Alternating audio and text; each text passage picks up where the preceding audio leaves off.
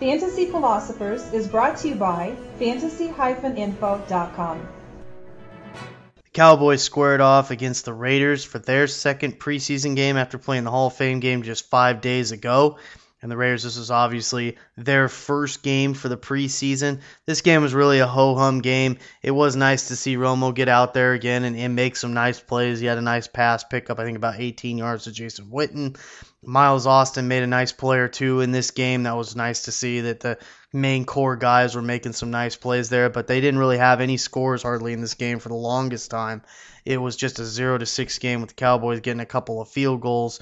So that was decent for David Buehler. I'll have to go back and check and see if he missed any field goals, but he'll probably end up being the kicker for the Cowboys this season. For the Raiders, on their end, Michael Bush was starting because Darren McFadden was out for this game. He had a hamstring injury this week that we told you about in the draft board updates, so he was not in this game.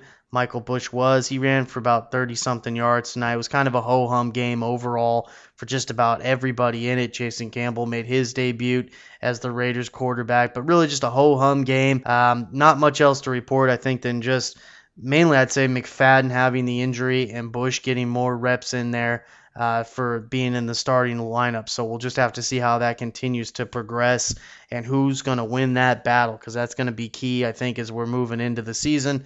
Somebody out of there should be able to help your fantasy squad this year. For more fantasy football information, go to fantasy-info.com and sign up for our free e-newsletter. Good luck in your 2010 Fantasy Football League.